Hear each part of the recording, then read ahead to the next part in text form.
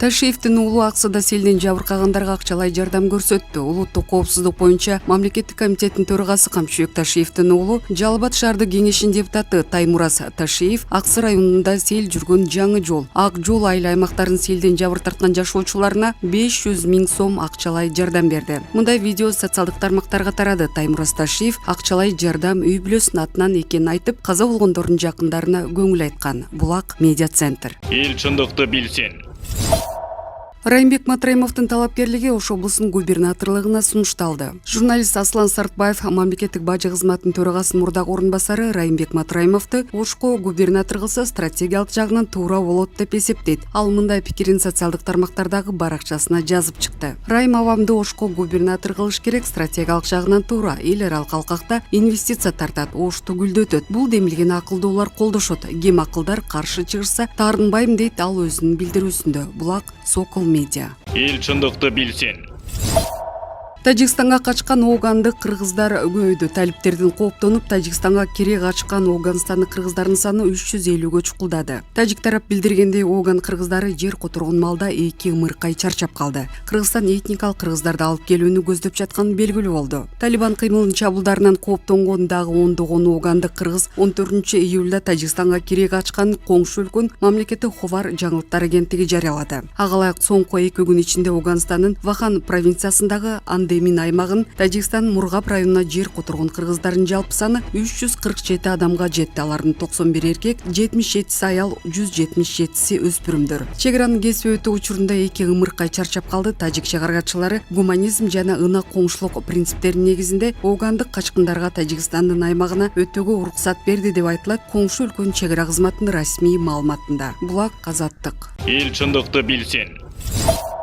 Атамбаевдин партиясы Бишкекке өттү. Экс-президенттин келечеги кандай болот? Шайлоонун алдын ала жыйынтыгы боюнча Бишкек шаардык кеңешине 6 партия кирди. Алардын бири Социал-демократтар партиясы. Анын 5 мандаты болот. Бирок бул жерде маанилүү натыйжа эмес, мурдагы президенттин партиясы Бишкекке киргени маанилүү. Бул Алмазбек Атамбаев үчүн эмнени билдирет жана анын азыркы бийлик менен мамилесиндеги алкакты кандайча өзгөртө алат? Белгилей кетсек, 11 апрелдеги шайлоодо салыштырмалуу жогорку шайлоочулардын катышуусу байкалганда социал-демократтар 7% тоскоолдуктан өтө алышкан жок. Кайталап шайлоонун жүрүшүндө алардын абалы өзгөрдү. Булак Кактус медиа. Эл чындыкты билсин.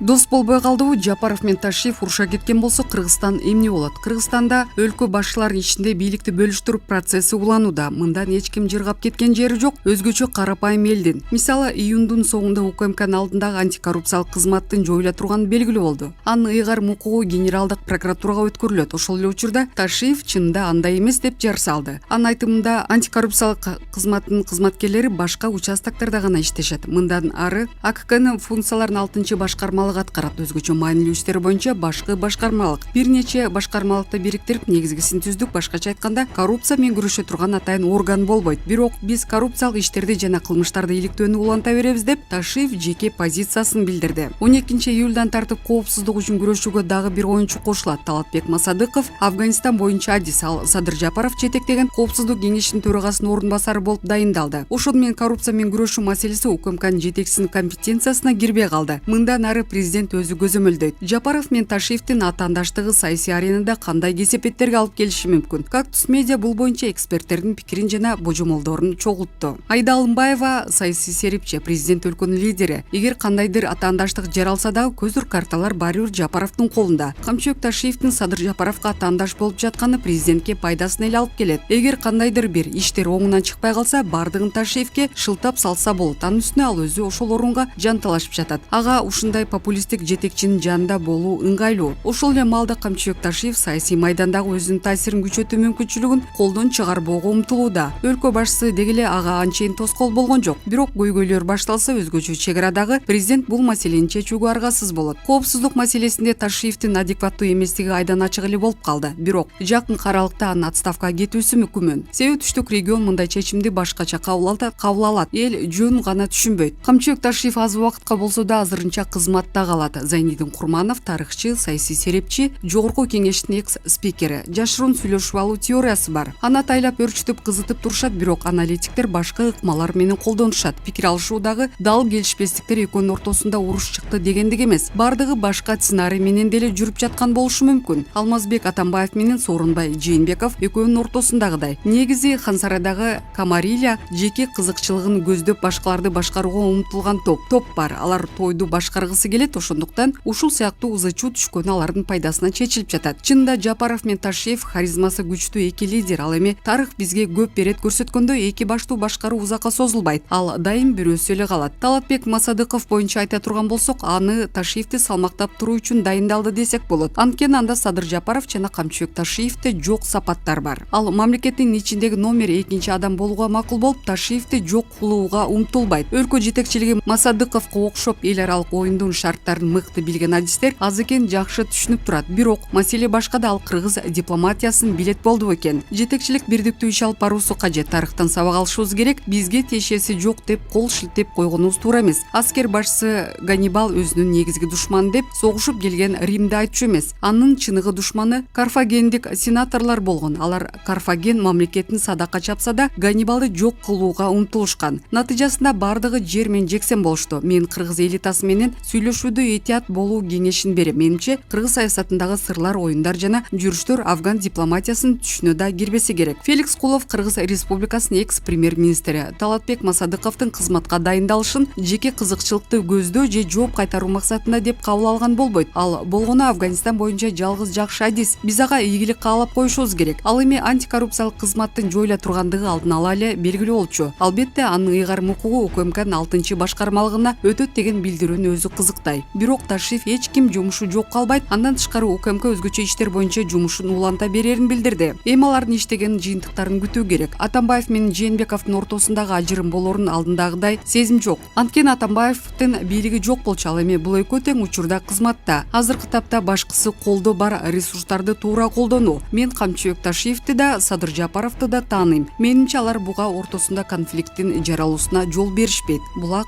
Кактус Медиа. Эл чындыкты билсин.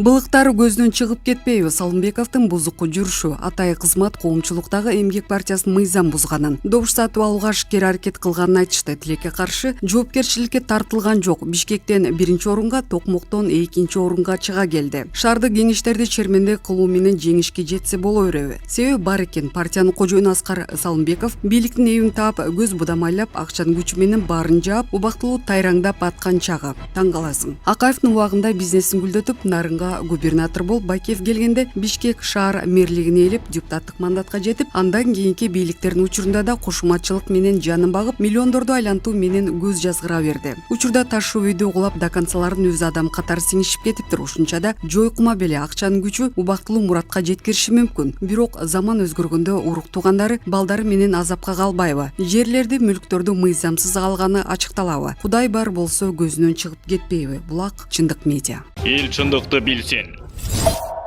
Жапаров сунуштаган мыйзам өтпөсө депутаттардын мөөнөтү 6 айга узарышы мүмкүн. Эл өкүлү социалдык тармактарда депутаттар мөөнөтүн узартуу үчүн мыйзам долбоорун кабыл албай жатат деп жазып жатканын белгиледи. Шайлоо боюнча сунушталып жаткан мыйзам долбооруна депутаттардын көпчүлүгү каршы пикирин билдирди. Аталган долбоор шайлоо мыйзамдарын жаңы конституцияга дал келтирүү максатында даярдалган. Ал президент тарабынан демилгеленип, БШК төрайымы Нуржан Шайлдабекова парламентте баяндама жасады. Бул демилге эл өкүлдөрүнүн жоон тобун канааттандырган жок. Рыскелди Момбеков менен Улукбек Садиков аралаш система менен мажоритардык жана пропорционалдык шайлоодо байлар гана парламентке келе аларын белгилешти. Жаштар, аялдар, мүмкүнчүлүгү чектелген жарандарга жол берилбейт. Каныбек Иманалиев бул Кыргызстандагы катастрофага алып барарын айтса, Табалды Тилляев акыры аягы тополоң революция менен бүтөөрүн билдирди. Андыктан документти артка кайтарууга чакырды. Ушул эле учурда депутаттардын көпчүлүгү каршы чыгуу менен өздөрүнүн мөөнөтүн узартуу максатын көздөбөгөнүн айтышты. Себеби эгер аталган мыйзам долбоору долбоор өтпөй калса кайра 6 айдан кийин каралат. Мына кесиптештеримдин баары айтып жатат, өзүбүздүн мөөнөтүбүздү узартабыз дегенде сын пикирлер болуп жатат. Эгер бул мыйзам кабыл алынбай калса, депутаттык мөөнөтүбүз кеминде 6 айга узарып калат, деди Бактыбек Турусбеков. Ал эми Бактыбек Райымкулов мыйзамдын кемчилигин сындап жатканын айтып, парламенттин мөөнөтүн узартууга ким кызыктар болсо атын аташын талап кылды. Андыктан жумушчу топ түзүп, мыйзам долбоорун кайра жакын аралыкта иштеп чыгууну сунуштады. Андан соң Турусбеков социалдык тармактарда депутаттар мөөнөтүн узартуу үчүн мыйзам долбоорун кабыл албай жатат деп жазып жатканын белгиледи. Талкуунун натыйжасында Демилге биринчи окууда добуш берүүгө жөнөтүлдү. Жаңы конституцияга ылайык депутаттардын саны 120дан 90го чейин кыскартылган. Анын 35и бир мандаттуу округтан, 55и партиялык система деп шайланат. Жогорку кеңештин депутаттарын шайлоо тууралуу мыйзамга киргизилип жаткан өзгөртүүлөр тууралуу Спутник Кыргызстандын материалынан тааныша аласыздар. Булак Спутник Кейчи. Эл чындыкты билсин.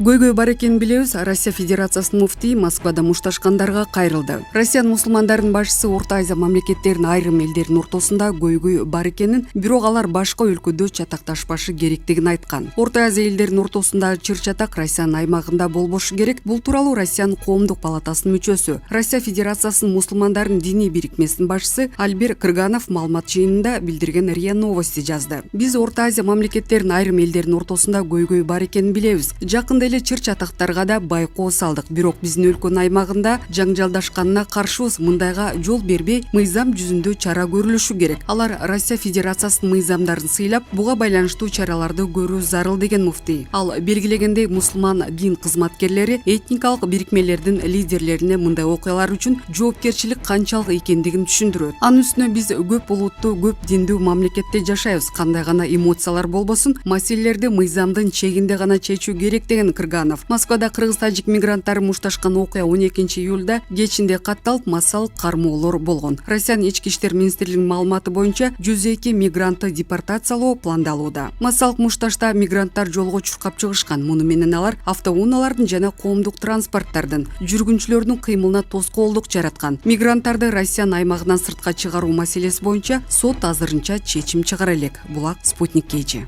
Эл чындыкты билсин.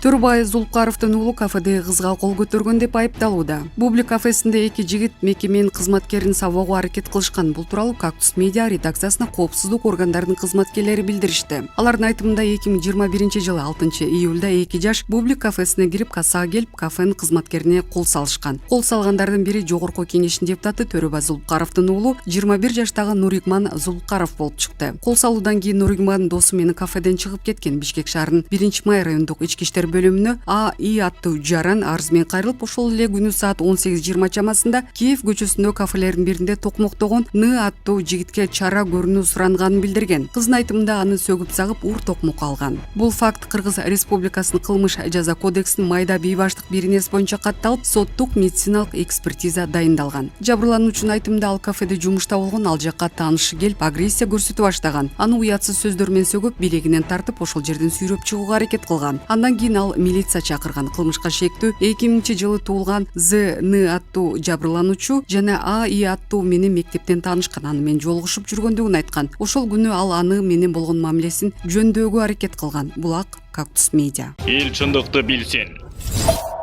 Жыргалбек Турдукожоев: эгерде бийлик аша чап кыянатты кылса, революция болот. Мындай пикирди эксперт Жыргалбек Турдукожоев билдирди. Мен билгенден дегеле административдик ресурс пайдаланылбаган, шайлоо жок. Кыргызстанда эле эмес, башка өнүккөн өлкөлөрдө деле бул ресурс колдонулат жана колдонулуп келе жатат. Болгону кандай деңгээлде колдонулат, кеп ошондо. Бизде Садыр Жапаров шайлоо мыйзамдарын бузууга жол бербейбиз, анын ичинде административдик ресурстар колдонулбайт деп айтып атпайбы? Биз ошого ишенели. Бирок акыркы шайлоодо чоң административдик ресурс колдонулганы байкалган жок. Колдонула турган болсо, аягы жакшы бүтпөйт, революция болбойт деп айтылып жатпайбы? Эгерде бийлик аша чаап кыянатты кылса, революция болот, дейт эксперт. Булак Назар Ньюс.